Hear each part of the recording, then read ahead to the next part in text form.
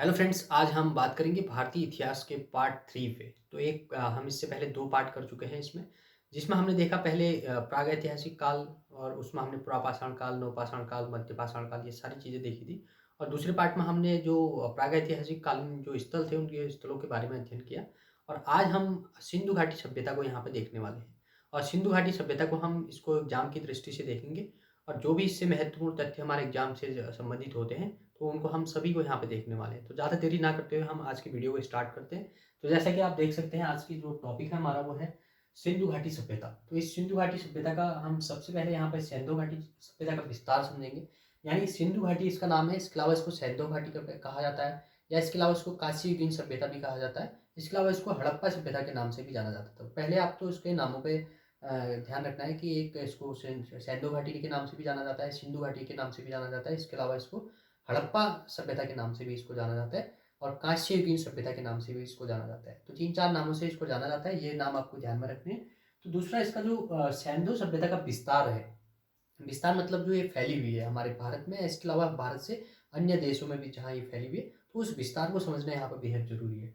तो आप देख सकते हैं कि यहाँ पर हमने एक चित्र बनाया हुआ है, इसको 4 भागों में हमने विभाजित किया है। जैसे ये ऊपर आप देख सकते हैं, ये उत्तर ध्रुव है, इसके अलावा ये दक्षिणी ध्रुव है, ये पूरब है, ये पश्चिम है। यानी ये नॉर्थ हो गया, साउथ हो गया, ईस्ट हो गया, वेस्ट हो गया।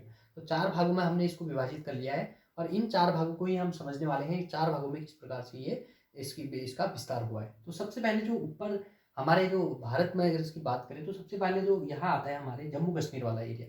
तो जैसे हमारा जम्मू कश्मीर वाला एरिया है ये, तो जम्मू कश्मीर वाले एरिया में यहाँ एक सिंधु सभ्यता का स्थल पड़ता है, उसका नाम है मांडा।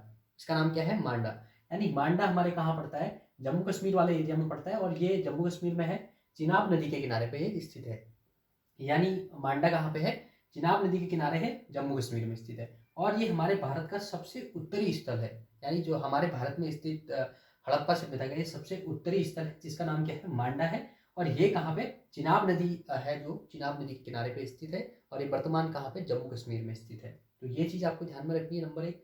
और दूसरा हमें यहाँ पे क्या, ठीक इसके हम दक्षिण में आएंगे तो मांडा के हम ठीक दक्षिण में आते हैं तो हमको मिलता है दैमाबाद। तो दैमाबाद भी, ये भी हमारा एक क्या है, हमारा हड़प्पा कालीन स्थल है। और जो कहाँ पे है? महाराष्ट्र में स्थित है। अब वर्तमान ये महाराष्ट्र में स्थित है दैमाबाद। और ये दैमाबाद क्या है? हमारा एक हड़प्पा कालीन स्थल है। और ये दैमाबाद कहाँ? परवरा नदी। तो महाराष्ट्र में एक नदी बहती है जिसका नाम है परवरा नदी। और ये परवरा नदी गोदावरी की क्या है? सहायक नदी है। तो ये परवरा नदी किसकी? गोदावरी की सहायक नदी है, जो कि हमारे कहाँ पे? महाराष्ट्र। एमएच का क्या मतलब है यहाँ पे? महाराष्ट्र। तो महाराष्ट्र में दैमाबाद स्थल पड़ता है। तो ठीक, आप उत्तर में देखेंगे तो मांडा हमारे जम्मू कश्मीर में है, जो चिनाब नदी के किनारे पे स्थित है। इसके अलावा दैमाबाद हमारे महाराष्ट्र में स्थित है, जो कि परवरा नदी या गोदावरी की सहायक नदी है, परवरा। तो ये परवरा नदी के किनारे पे कौन सा स्थल है? दैमाबाद। तो ये दोनों ही स्थल हमारे भारत में है, महाराष्ट्र भी और यहाँ जम्मू कश्मीर भी। ये जम्मू में हमारा मांडा और महाराष्ट्र में दैमाबाद। तो ये दोनों स्थल हमारे भारत में है। तीसरा स्थल जो हमारे भारत में स्थित है इसका, वो है आलमगीर पीर। अब आलमगीरपुर कहाँ है? उत्तर प्रदेश में है वर्तमान, जो कि मेरठ जिले में स्थित है। यानी उत्तर प्रदेश का एक जिला है मेरठ, उस मेरठ में क्या पड़ता है? आलमगीरपुर पड़ता है। और ये आलमगीरपुर क्या है? हमारा हड़प्पा कालीन एक स्थल है। और ये हड़प्पा कालीन स्थल जो है हमारे पूर्वी भाग में क्या है? पूर्व दिशा में ये पड़ता है। और दूसरा ये कहाँ पे एक नदी है जिसका नाम क्या है? हिंडन नदी। और ये हिंडन नदी के किनारे पे आलमगीरपुर पर बसा हुआ है। और ये हिंडन नदी किसकी सहायक है? ये यमुना नदी की सहायक है। आप इसको भी ध्यान में रख सकते हैं, क्योंकि ये ज्योग्राफी की दृष्टि से हमारा महत्वपूर्ण हो जाता है। क्योंकि ज्योग्राफी में पूछा जा सकता है कि हिंडन नदी किसकी सहायक नदी है, तो आप ध्यान रखेंगे कि ये यमुना नदी की सहायक नदी है हिंडन। और हिंडन के किनारे पे क्या बसा हुआ है? आलमगीरपुर पड़ा हुआ है। और ये आलमगीरपुर क्या है? हमारा हड़प्पा कालीन एक स्थल है, जो कि हमारा पूर्वी भाग में बसा हुआ है। और ये हमारे उत्तर प्रदेश, एक राज्य है हमारा उत्तर प्रदेश, उस उत्तर प्रदेश के मेरठ जिले में आलमगीरपुर स्थित है। तो ये हमारे 3 स्थल तो हमारे भारत में पड़ते हैं, मांडा हो गया, आलमगीरपुर हो गया, दैमाबाद हो गया। इसके अलावा एक स्थल है हमारा सुतका गेंडोर। तो सुतका गेंडोर जो है ये सुतका गेंडोर हमारे कहाँ? ये हमारे पाकिस्तान में पड़ता है। तो सुतका गेंडोर हमारा ये पश्चिमी भाग है हड़प्पा का। तो ये पश्चिमी भाग कहाँ है? बलूचिस्तान। बलूचिस्तान जो कि कहाँ है? पाकिस्तान में। और जहाँ एक नदी का नाम है दासाक नदी, यानी दसाक नदी या दासक नदी भी इसको कहा जाता है। तो ये कहाँ पे? पाकिस्तान में स्थित है। तो ये सुतका गेंडोर हमारा क्या है? पश्चिमी भाग है हमारा। और दूसरा जो आपको ध्यान में रखने की बात यहाँ पे, जो इन चारों स्थलों को अगर हम यहाँ पर अगर इन चारों स्थलों को मिलाने की कोशिश करेंगे, तो यहाँ पर हमें कुछ इस प्रकार से देखने को मिलता है। ये कुछ इस प्रकार से हमको देखने को मिलता है। ये जम्मू वाला एरिया कुछ इस प्रकार से। तो इसको इसलिए कहा जाता है, तो जो इसका विस्तार है वो त्रिभुजाकार आकार में मिलता है। तो अगर अब प्रश्न बनता है जो हमारा हड़प्पा सभ्यता है, इसका आकार किस प्रकार से विस्तारित है, तो आप कहेंगे त्रिभुजाकार।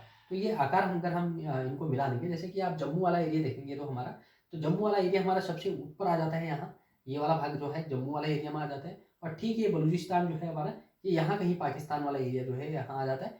इसके अलावा हमारा महाराष्ट्र यहाँ नीचे आता है। अब महाराष्ट्र हमारा इस एरिया में पड़ता है, तो महाराष्ट्र यहाँ आ जाता है। अब यहाँ कहीं हमारा उत्तर प्रदेश पड़ता है, जो आलमगीरपुर है।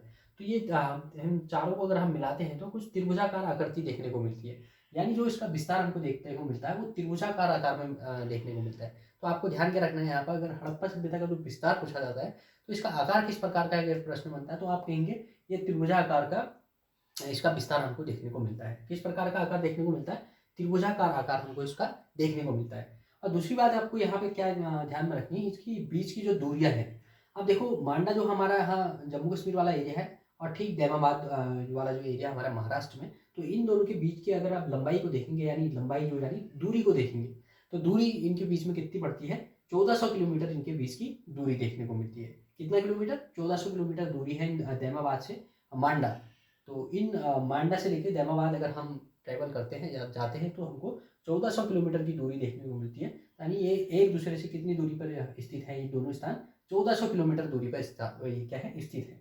इसके अलावा अगर हम ये पश्चिम से पूर्व जाते हैं, यानी पूर्व से या पश्चिम जाएं या कहीं भी जाएं, तो इन दो स्थानों के बीच में आलमगीरपुर और इसके अलावा सुतका गेंडोर, तो सुतका गेंडोर से हम आलमगीरपुर जाते हैं तो हमको 1600 किलोमीटर की दूरी तय करनी पड़ेगी इन दो स्थानों के बीच में।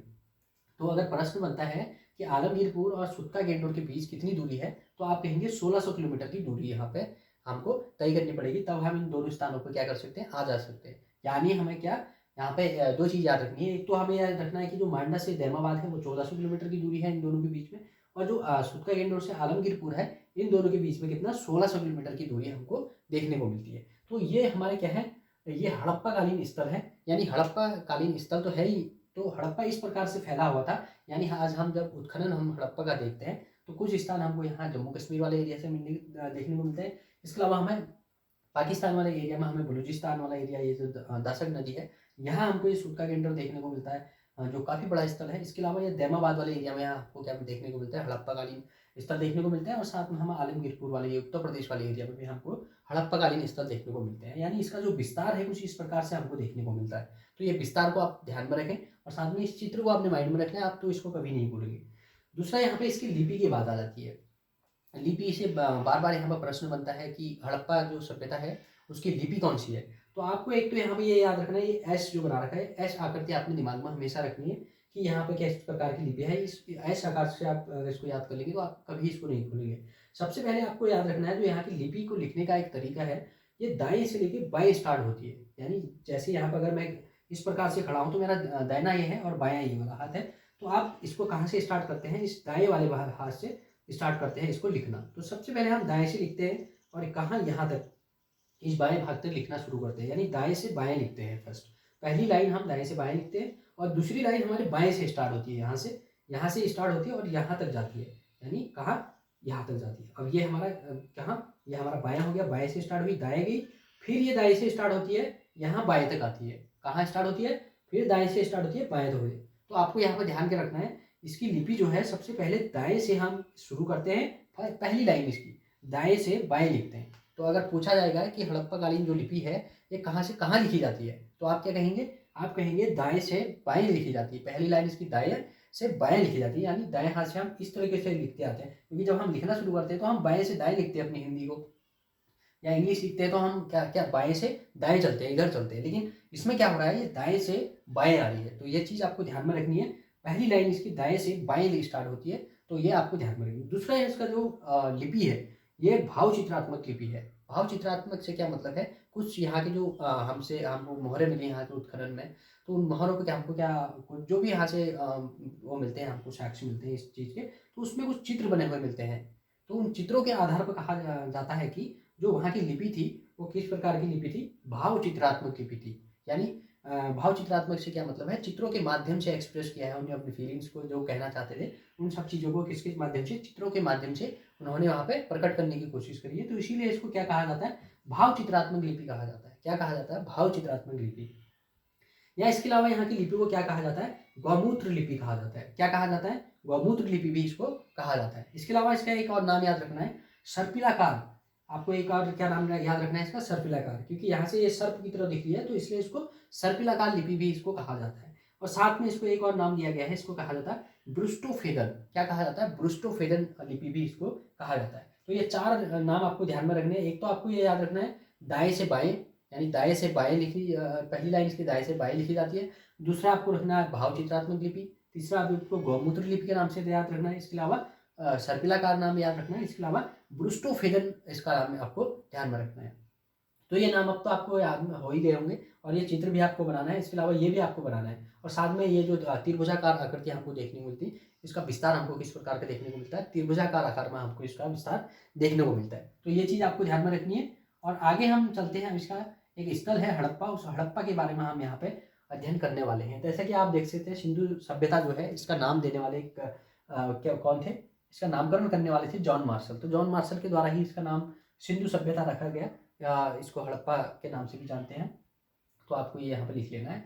इसके अलावा जो इसका प्रमुख स्थान है, प्रमुख स्थल है, उसका नाम है हड़प्पा।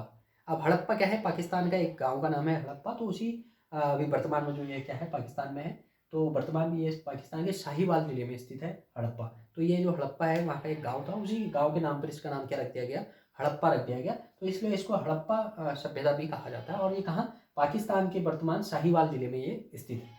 अब ये जो हड़प्पा है, यहाँ पे क्या है, इसकी खोज जो करी गई 1921 में। अब ये जो जॉन मार्शल है, इन्हीं के निर्देशन में 1921 में क्या होती है, राय बहादुर दयाराम शाहिनी के द्वारा क्या करी जाती है, इस हड़प्पा की खोज करी जाती है, इसका उत्खनन करा जाता है। अगर आपसे पूछा जाता है कि हड़प्पा की खोज किसने करी, तो आप कहेंगे 1921 में क्या होता है, राय बहादुर दयाराम शाहिनी के द्वारा क्या करा जाता है, इसकी खोज करी जाती है।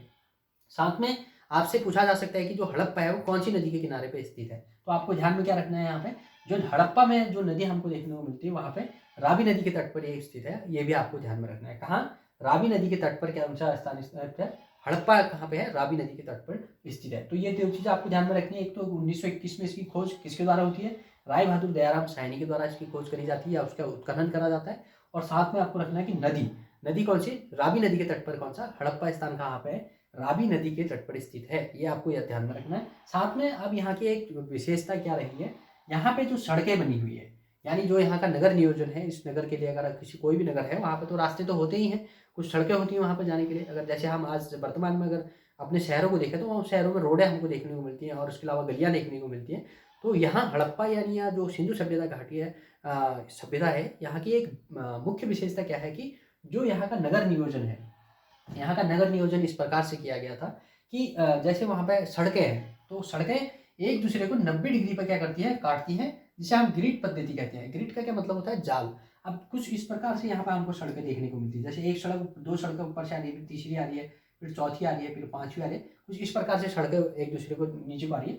फिर ये सड़कें यहाँ से, जैसे यहाँ से स्टार्ट होगी, तो एक सड़क यहाँ से आ रही है, दूसरी यहाँ से आ रही है, तीसरी यहाँ से आ रही है, चौथी यहाँ से आ रही है।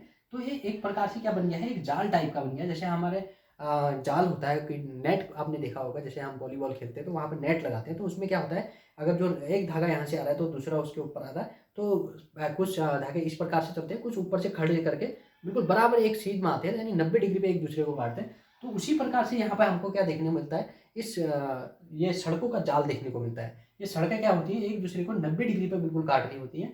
मतलब जो सड़क यहाँ से सीधी जा रही है, उसको ठीक ऊपर से दूसरी सड़क काट रही है, नीचे वाले को भी, यानी दूसरी को भी यहीं से काट रही है, तीसरे को भी। कुछ प्रकार इस प्रकार से एक जाल टाइप का बन जाता है, जिसे हम क्या कहते हैं, ग्रिड पद्धति कहलाती है। अगर आपसे पूछा जाता है जो सिंधु सभ्यता घाटी है, वहाँ का जो सड़क बनाने का तरीका है, वो कौन सी पद्धति अगर वहाँ अपनाई गई है, तो आप कहेंगे ग्रिड पद्धति का क्या किया गया है, यहाँ पे प्रयोग किया गया है। यानी सड़कें क्या होती हैं, एक दूसरे को 90 डिग्री पर काटती हैं, और दूसरा यहाँ पे ग्रिड पद्धति का क्या किया गया है, प्रयोग किया गया है, यानी ग्रिड पद्धति कहलाती है ये। तो आपको यहाँ का नगर नियोजन तो आपको ध्यान में रखना है। और दूसरा यहाँ पे जो नगर नियोजन है, इसको 2 भागों में विभाजित करते हैं हम हड़प्पा का। अगर हम हड़प्पा के नगर नियोजन को अगर हम पढ़ते हैं, तो उसको 2 भागों में हम विभाजित करते हैं। नंबर 1 यहाँ पर आता है इसका पश्चिमी भाग, दूसरा आ जाता है इसका पूर्वी भाग। तो पश्चिम और पूर्वी हम इसको क्या कर लेते हैं, विभाजित कर लेते हैं। अब पश्चिम और पूर्वी में करने का क्या मतलब है कि इसमें जो पूर्वी भाग है, जो हमें क्या नगर मिलते हैं, यानी हड़प्पा का जब खुदाई होती है, तो वहाँ पर हमको देखने को मिला जो पूर्व वाला भाग है हड़प्पा का, तो उसमें हमको क्या देखने का, नगर टीला देखने को मिले। अब नगर टीला से क्या मतलब है, नगर, जहाँ नगर कहाँ होगा, जहाँ बहुत सारे मकान होंगे, बहुत सारे बस्तियाँ जहाँ होंगी, उसे हम नगर कहते हैं। तो नगर टीला हमको कहाँ देखने को मिलता है? पूर्वी भाग में हमको नगर टीला देखने को मिलता है, जहाँ पे माना जाता है कि मजदूर व श्रमिक लोग क्या करते थे, वहाँ के रहते थे। यानी पूर्वी भाग में मजदूर व श्रमिकों के आवास हुआ करते थे हड़प्पा लोगों में। और जो पश्चिमी वाला भाग है, यहाँ दुर्ग या दुर्ग टीला हुआ करता था। दुर्ग का क्या मतलब है? जैसे आज का वर्तमान हमारा राष्ट्रपति भवन ले लीजिए, तो वहाँ पे क्या है, प्रशासनिक निवास यहाँ पर हुआ करता था। ऐसा माना जाता है कि जो पश्चिम वाला भाग है, वहाँ पे प्रशासनिक लोग रहा करते थे, और जो पूर्वी भाग है, वहाँ पे नगर टीला हुआ करता था, जहाँ पे मजदूर और श्रमिक आवास हुआ करते थे। तो दो बातें आपको ध्यान में रखनी है। नगर नियोजन यहाँ का ध्यान में रखना है। नगर नियोजन को दो भागों में विभाजित किया गया है, पश्चिमी और पूर्वी। और पूर्वी वाले में नगर टीला, जिसमें मजदूर और श्रमिक आवास हुआ करते थे, और पश्चिम वाले में क्या होता था, दुर्ग टीला। दुर्ग टीला से क्या मतलब है, जहाँ पे प्रशासनिक निवास हुआ करते थे। प्रशासनिक मतलब जो शासन करते हैं, शासन प्रशासन को चलाते हैं, वो लोग यहाँ पर रहा करते थे दुर्ग टीला में। तो अगर प्रश्न ये बनता है कि दुर्ग टीला में कौन लोग निवास करते थे, तो आप कहेंगे प्रशासनिक निवास हुआ करते थे, वहाँ पर प्रशासनिक लोग रहते थे। इसके अलावा नगर टीला में मजदूर और श्रमिक आवास हुआ करते थे, जहाँ पर श्रमिक लोग क्या करते थे, रहा करते थे। और ये भी ध्यान रखना है, पूर्व वाले भाग में कौन रहते थे, नगर टीला या मजदूर या श्रमिक आवास हुआ करते थे। और पश्चिम में क्या है, दुर्ग टीला यानी प्रशासनिक आवास हुआ करते थे। यहाँ पे ये चीज़ आपको ध्यान में रखनी है। दूसरा, इसका एक अपवाद देखने को मिलता है हमें। ये जो नगर नियोजन प्रणाली हमने देखी है हमें, पश्चिमी और पूर्वी, तो इसी का एक अपवाद स्वरूप हमको एक देखने को मिलता है, जिसका नाम है धौलावीरा। अब धौलावीरा भी हमारा हड़प्पा का ही स्थल है। ये धौलावीरा हमें 3 भागों में देखने को मिलता है। तो धौलावीरा में हमें एक पश्चिमी भाग, इसके अलावा मध्य भाग और पूर्वी भाग देखने को मिलता है। अगर अब प्रश्न बनता है कि कौन सा हड़प्पा कालीन स्थल 3 भागों में विभाजित है, आप कहेंगे धौलावीरा क्या है, 3 भागों में विभाजित है। नंबर 1 इसमें पश्चिमी भाग, दूसरा इसमें मध्य भाग, इसके अलावा पूर्वी भाग हमको देखने को मिलता है। तो ये अपवाद भी आपको ध्यान में रख लेना है, इसको नोट के रूप में आपको नोट कर लेना है। अब साथ में हम जो यहाँ पे एक थोड़ा मोहनजोदाड़ो के बारे में भी थोड़ा डिस्कस कर लेते हैं, जो कि क्या है, मोहनजोदाड़ो काफ़ी इंपॉर्टेंट टॉपिक होता है हमारे, जो हम जब हम सिंधु घाटी सभ्यता पढ़ते हैं। तो मोहनजोदाड़ो का सबसे पहले तो ये ध्यान में रखना है, जो मोहनजोदाड़ो है ये पाकिस्तान में स्थित है। PAK का मतलब है पाकिस्तान, तो PAK शॉर्ट में लिखा हुआ है यहाँ पे, पाकिस्तान इसका मतलब है। और पाकिस्तान के लरकाना जिला है पाकिस्तान में, तो लरकाना जिला में क्या है, ये मोहनजोदाड़ो स्थित है। तो और इसकी खोज जो होती है मोहनजोदाड़ो की, ये 1922 में राखलदास बनर्जी के द्वारा करी जाती है। यानी इसका उत्खनन किसके द्वारा करा जाता है, 1922 में राखलदास बनर्जी के द्वारा करा जाता है। जैसे यहाँ पे किसके द्वारा, राय बहादुर दयाराम साहनी के द्वारा क्या किया गया, 1921 में हड़प्पा की खोज करी गई या उत्खनन करा गया। इसके अलावा जो हमारा मोहनजोदाड़ो है, इसको 1922 में राखलदास बनर्जी के द्वारा इसका उत्खनन करा गया। कब, 1922 में। तो ये आपको ध्यान में रखना है। दूसरा, मोहनजोदाड़ो का अर्थ पूछ लिया जाता है कई बार कि मोहनजोदाड़ो का अर्थ क्या है। तो आपको ये ध्यान में रखना है कि मोहनजोदाड़ो का अर्थ क्या है, मृतकों का टीला। तो मृतकों का टीला क्या है, किसका मतलब होता है, मोहनजोदाड़ो। तो मोहनजोदाड़ो, तो इसका क्या अर्थ होता है, मृतकों का टीला। तो क्या होता है इसका अर्थ, मोहनजोदाड़ो का मृतकों का टीला। तो ये आपको ध्यान में रख लेना। इसके अलावा मोहनजोदाड़ो की जो सबसे बड़ी इमारत है, अब जब मोहनजोदाड़ो की उत्खनन होता है, वहाँ पर खुदाई होती है, तो वहाँ पे कई सारे चीज़ें में हमको मिलती हैं। तो वहाँ हमें एक क्या मिलता है, स्नानागार मिलता है, बृहद स्नानागार इसको बोला जाता है। स्नानागार से क्या मतलब है, ऐसा माना जाता है जब वहाँ पे कोई धार्मिक आयोजन होते थे, जब सिंधु घाटी सभ्यता के लोग क्या थे, वहाँ पे निवासित थे, तो उस टाइम पे क्या होता था, वहाँ पे अगर कोई भी अगर धार्मिक कार्यक्रम होते थे, तो उस टाइम पे इस बृहद स्नानागार में वहाँ के लोग क्या करते थे, स्नान करते थे।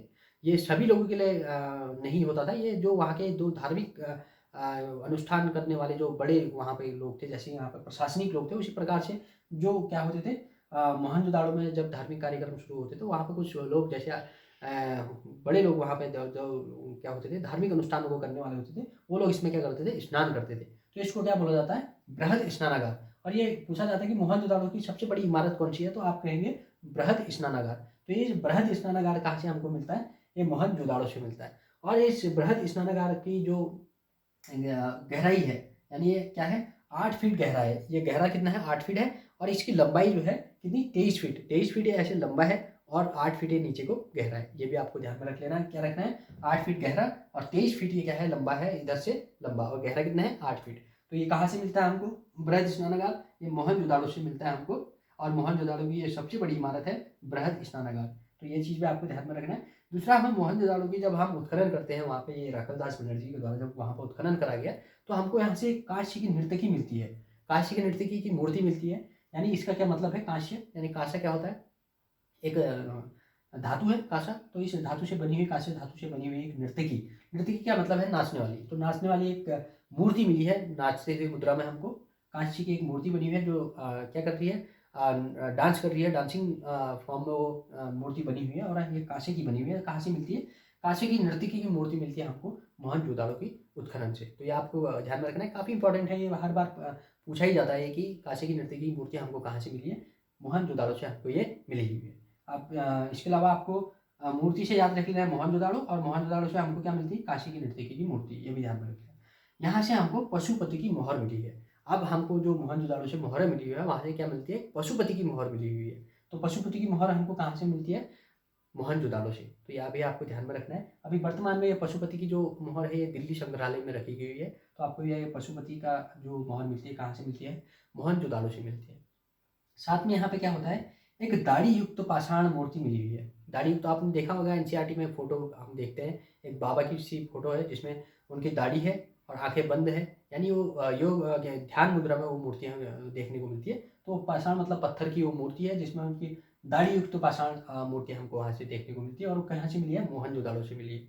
और ऐसा माना जाता है ये मंगोलियन पुजारी की मान्यता इस मूर्ति को मिली है। ऐसे कहते हैं कि ये जो व्यक्ति है ये मंगोलियन है, एक मंगोलियन पुजारी है, ऐसी मान्यता अभी वर्तमान में प्रचलित है उस मूर्ति के बारे में। और ये दाढ़ी युक्त पाषाण मूर्ति कहाँ से मिली है? मोहनजोदाड़ो से मिली है।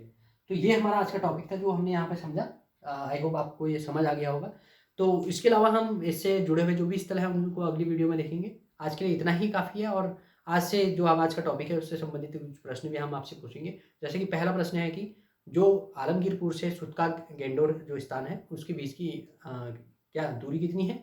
और दूसरा हमारा प्रश्न है कि हमारा जो लिपि हमारे सबसे पहले स्टार्ट कहाँ से होती है? पहली लाइन कहाँ से शुरू होती है? ये आपको बताना है। और साथ में बताना है मोहनजोदाड़ो से कौन सी हमको मूर्ति मिली हुई है। तो ये 3 प्रश्न आपसे हैं आज के लिए हमारे, और आप इसका जवाब दें कमेंट बॉक्स में। साथ में ये भी बताएँ कि जो हमने टॉपिक आपको पढ़ाया है, ये कैसा आपको लगा? तो आज के लिए इतना ही। धन्यवाद, मिलेंगे इसके नेक्स्ट पार्ट में।